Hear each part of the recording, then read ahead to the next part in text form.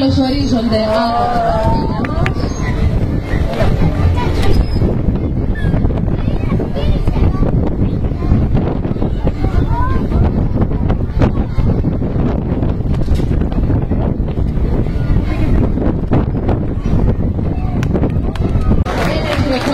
Και το ανταποδίδουν με τον δικό τους πολύ ιδιαίτερο ομολογουμένο τρόπο.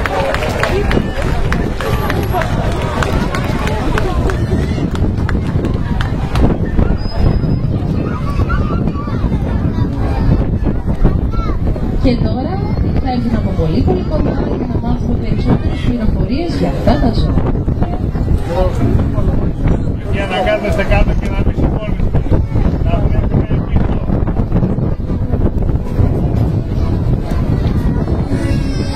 Ο Ίγνας και ο Κωνσταντίνος και η Σάρα κοντά σας, ενώ απέναντι μένει ο Μάριος.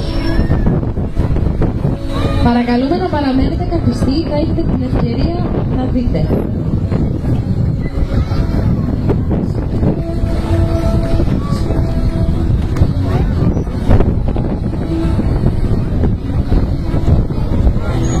Τα δελφίνια, όπως γνωρίζετε, είναι θαλάσσια θηλαστικά και όχι ψάρια. Αναπνέουν οξυγόνο με πνεύμονες, όπως ακριβώς και εμείς. Έχουν ζεστό αίμα και γεννάνε ένα μικρό, το οποίο θυλάζει και μένει με τη μητέρα του για περίπου 2 χρόνια. Είναι αρκετά μεγάλα ζώα, όπως είδατε. Τα ενήλικα αρσενικά φτάνουν τα 3,5 μέτρα σε μήκος και τα 30 τερίγιο, και 2 πλευρικά με τα οποία κρατάνε ισορροπία, κολυμπούν και στρίβουν, όπως ήδη έχετε δει, μέσα στο νερό με απίστευτη δεξιότητα.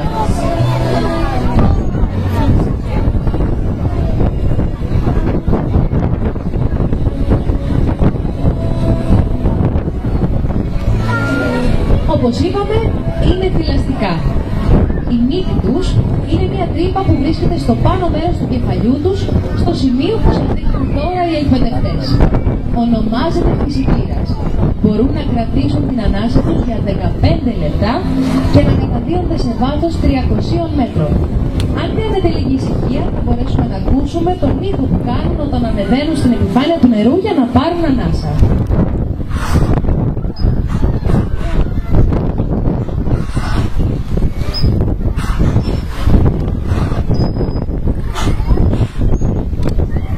Από το ίδιο ακριβώς σημείο παράγουν διάφορους ήχους με τους οποίους επικοινωνούν μεταξύ τους μέσα και έξω από το νερό. Παρόλο που θα δείτε πως το στόμα τους ανοιγοκλίνει, ο ήχος που θα ακούσετε παράγεται αποκλειστικά και μόνο από τον φυσιτήρα. Πάμε να τον ακούσουμε.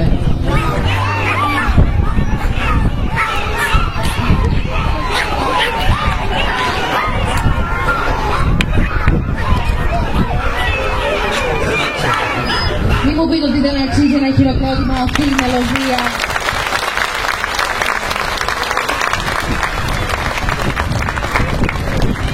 Επίσης, πάνω στο κεφάλι τους, τα δελφίνια διαθέτουν ένα σύστημα ηχοεντοπισμού. Εκεί που σας δείχνουν ακριβώς οι εκπαιδευτές. Ένα σόναρ, το οποίο είναι πολύ αποτελεσματικό στην έβρεση τροφής στα μεγάλα βάθη που καταδύονται και δεν υπάρχει φως.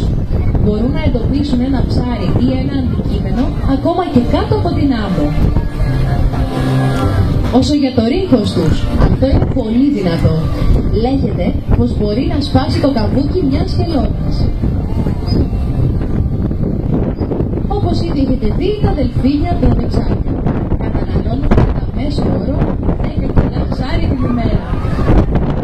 Έχουν στο στόμα τους 80 με 100 δόντια, τα οποία όμως, όπως και τα θαλάσσια μετάλλια, χρησιμοποιούν μόνο για να πιάνουν την τροφή τους, την οποία καταπίνουν ολόκληρη. Θα δείτε, η Σάρα δίνει ψάρι, κάπως πιο Ίγνας, στα δελφίνια και εκείνα το καταπίνουν ολόκληρο. Αξιοσημείωτος όμως είναι και ο τρόπος που κοιμούνται τα δελφίνια. Καμία σχέση με το πώς κοιμάται ο άνθρωπος. Ξεκουράζουν διαδοχικά το ένα ημισφαίριο του εγκεφάλου τους, ενώ το άλλο παραμένει σε εγρήγορση για τις βασικές λειτουργίες επιβίωσης. Έτσι λοιπόν, όταν πλησιάσει ένα διερχόμενο πλοίο ή κάποιος καυσαρίας, τα δελφίνια είναι σε θέση να αντιμετωπίσουν τον κίνδυνο.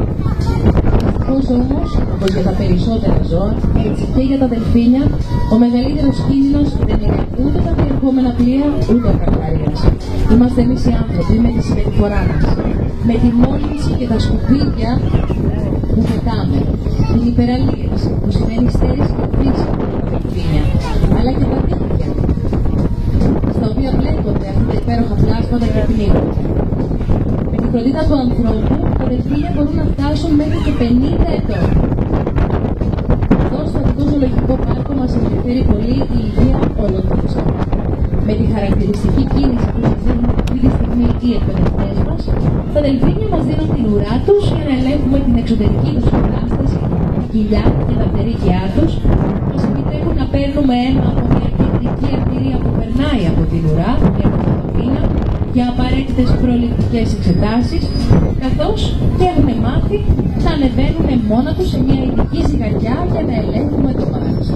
Μία φορά την εβδομάδα. Και τώρα οι μπροστινοί μπορούν να έχουν μια γεύση από το δροσερό νερό της πισίνας μας.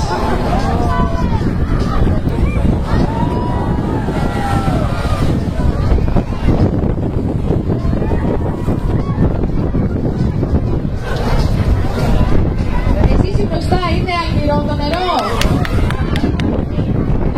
Φυσικά το νερό μας είναι αλμυρό, έχει με φυσικό αλάτι και οι πισίνες μας έχουν βάθος 6 μέτρων. Όσο για τον καθαρισμό του νερού, όλοι αυτοί οι προσώποι που βλέπετε είναι 4 ώρες από το σύγχρονο μηχανοστάσιο που βρίσκεται στα αριστερά σας και καθαρίζεται μόνο με φυσικές τεχνικές, όπως η περιόδηση φύλης, διαχωρισμό πρωτεϊνών και όζων.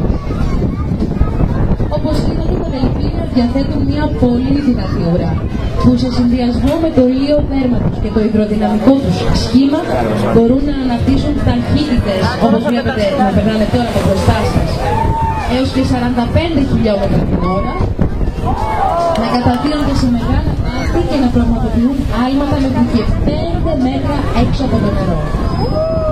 Τόσο γρήγορα τρέχουν όταν κυνηγάνε την τροφή τους, όταν θέλουν να ξεφύγουν από το καθένα, να περνάνε πάνω από το κεφάλι τους και δεν υπάρχει καμία ανησυχία.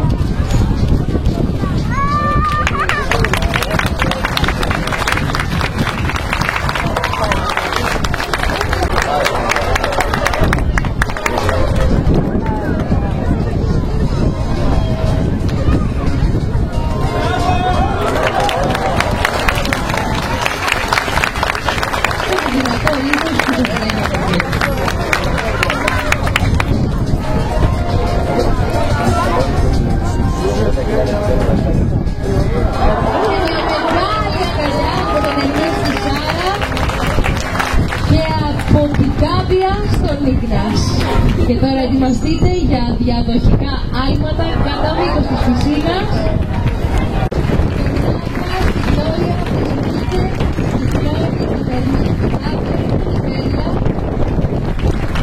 Και πριν αποχαιρετήσουμε αυτά τα πανέμορφα πλάσματα, θα τους ρίξουμε μια τελευταία πολύ κοντινή ματιά.